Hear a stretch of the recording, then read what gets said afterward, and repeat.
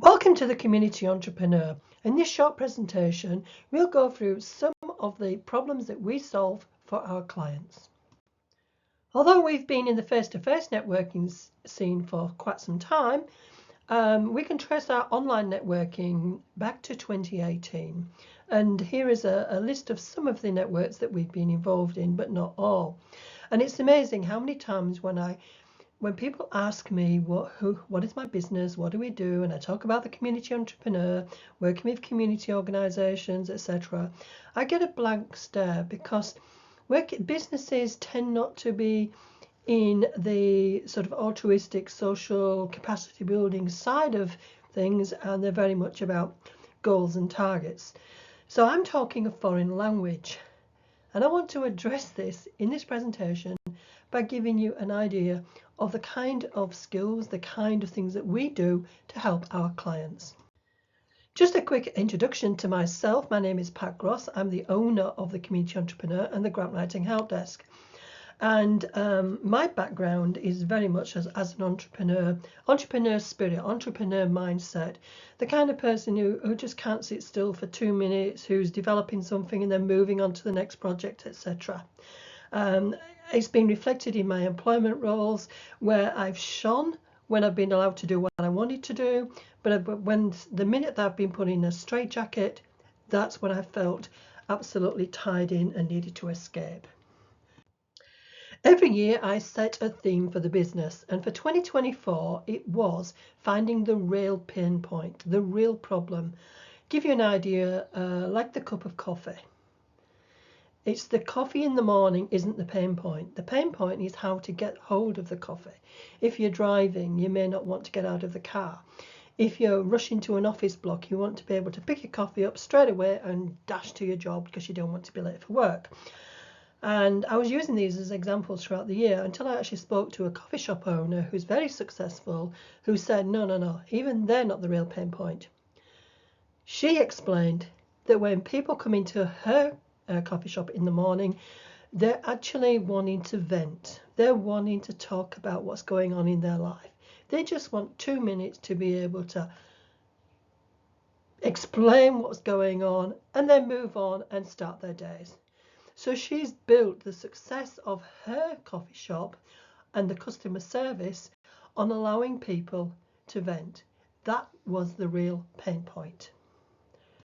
So recently I undertook a little bit of an analysis as to the kind of problems that we were solving for our clients.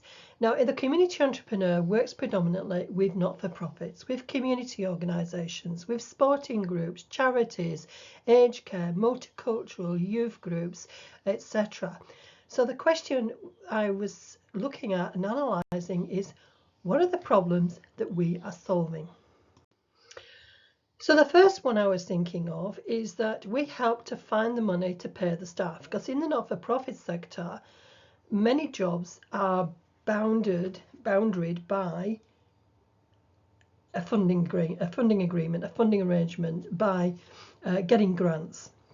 So jobs may be only for 2 years. Now you can imagine all the knowledge, all the corporate skills, all the history that's in those 2 years, and then when that 2-year period is up, the contract's finished, the person moves on. All that history has disappeared. So people approach me and they're looking for more money, but it's not necessarily for the project that they want to continue or a new one. It's quite simply they want to keep their staff. And that's how we help, by looking for grants that focus on the solution to the problem in terms of the project activity, mindful of the fact that we need to bring in enough to maintain their staff for the next 2 years, for example. Through the Grant Writing Help Desk, we help community organisations get money from the government. We do that through Done for You grant writing, Done with You grant writing. We can train these organisations to do their own grant writing or mentor them. We have a resources platform with everything you need to know and have to help build a good grant application that gets funded. And also we help with looking for and applying for contract work via tenders. In the community space, it's expected in many cases that organisations in the community work together. But what you're talking there is you're talking about different cultures. You're talking about different agendas. You're talking about who's got the money, who's controlling the money. You're talking about the different benefits and different values. So we work with community organisations and partners to come to a common value set, to have a common communication strategy and plan in place, and to be able to be committed to the project, top, middle, and the lower levels of the organisation. What I mean there is that in the governance area, that all organisations are signed up to the activity. In the manager, CEO level or project coordinator level, that everybody is adequately resourced, is committed, has the time allocation, etc. And then underneath you've got the support staff and the volunteers, so that everybody is part of the loop, so to speak, and coordinated. Otherwise, you could have problems with there's great big fallouts, and what happens is you could, in fact, if you're not doing this properly, split a community in two. That's the last thing you need. We help community organisations talk to governments. What I mean by that is local government, state government, federal government, different levels of government, because trying to communicate with a government official at any level can be so frustrating. I hear lots of examples of people and organisations that have tried to advocate, lobby, work with, access a government department, and find that they might as well be talking to somebody in a different language. I work with the community organisations to align them to the language of governments and to be able to identify the right people that they should be contacting. And it makes a huge difference. One example is somebody who came to us looking for a second location for their premises. They'd been talking to local government for the best part of 10 years and getting nowhere.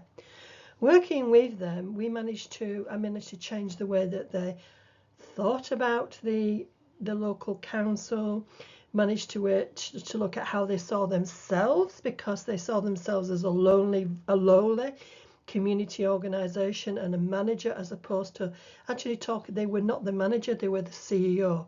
So talking to somebody at that level and giving themselves the credibility to be able to contact these officials.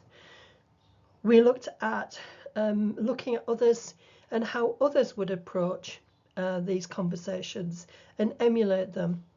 And we looked at the plans, etc. So we managed to get inside the head of the priorities of the local council.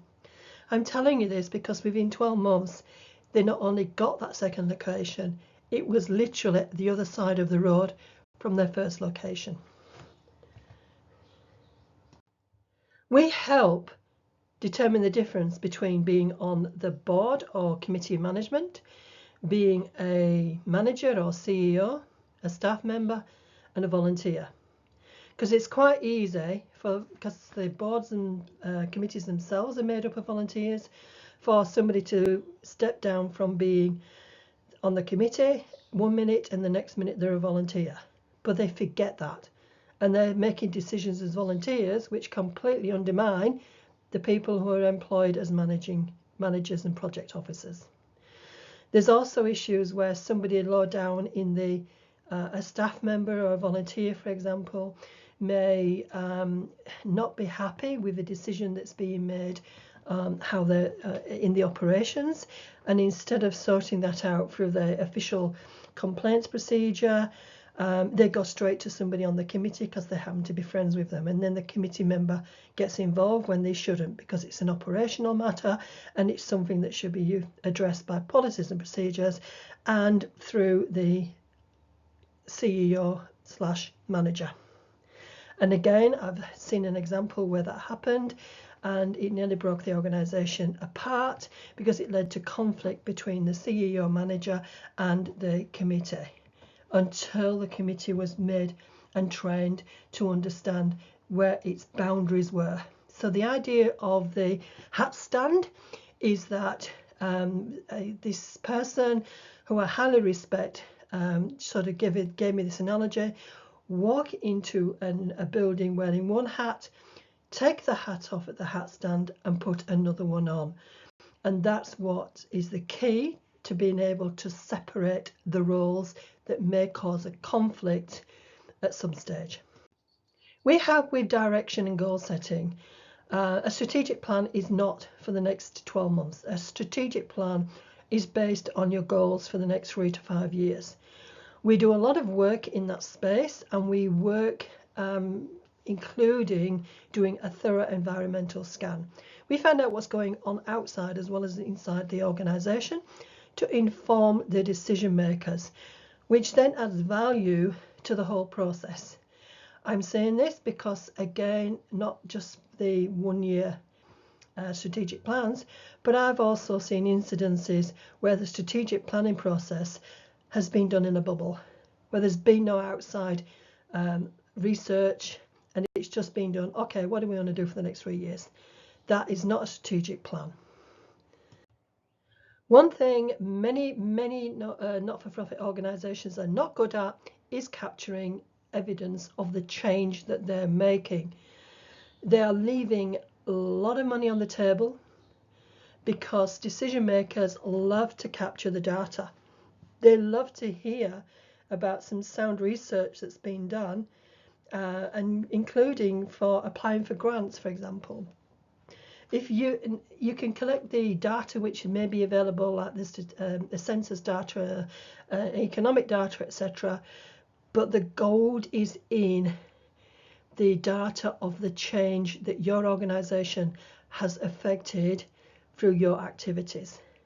It's not just about surveys, it's not about focus groups. There's quite a few different tools, and there's no change that cannot be measured. You can use that data and some stories to put together a really good imagery and be able to present, to lobby, to look for more funding, to build your profile and your visibility in your community or marketplace. There's a lot that can be done by change, measuring change. A lot can be done by collecting the data. We help plan that data strategy so that you can capture the information as the project progresses. We also help to avoid volunteer burnout. It's so easy for volunteers to get so involved in good causes to their detriment to their health over time. I have organisations that are set up with volunteers, and they don't allocate any funding to paid staff because it's so volunteer driven. There's a lot of energy, especially with the committees that are set up, and they do a lot, and I can guarantee within 2 years they start to burn out. Individuals start to burn out. They don't have time. It takes over their whole lives. They've got conflicting family commitments, and you end up with volunteer burnout, and all that altruism, all that goodwill, people become sick, there's absenteeism, and unless you can get a new blood in, the organisations tend to start to flounder. But you can avoid that because there is, first of all, strategies like being able to put the whole volunteer induction and management package together. There's also the option to how to avoid reliance on volunteers, because there are some volunteer roles out there that actually should be paid employment. So again, grants may be a way of looking how can we replace all this effort on all this strain on these volunteers. And I give one example, a 3-year program that was dependent on volunteers with 2 part-time staff. At the end of the 3 years, the volunteers had dried up and it was just the 2 part-time staff, and they couldn't manage the end of the contract. They did achieve it, I have to say. It was a struggle, and then they applied again for another 3 years, but this time they applied for funding to employ key positions. The volunteers were still there, but they were only in the support roles. There was no responsibility on their shoulders, and as a bonus, the organisation got 4 or 5 times more than it did for the first three years. So volunteers are essential and important, but at the same time, it should not be overworked. We also help in starting a not-for-profit. So we get approached by community groups or individuals who are looking at setting up a not-for-profit and a charity, and we can guide them in the right direction.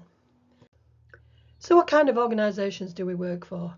Well, here we've got examples such as charities, aged care organisations, sports clubs, First Nations, chambers of commerce, youth groups, community health, councils, multicultural groups, traders associations, peak bodies, arts groups, NDIS businesses. The list goes on. Please feel free to contact us to find out how we can work together. Details are on this slide.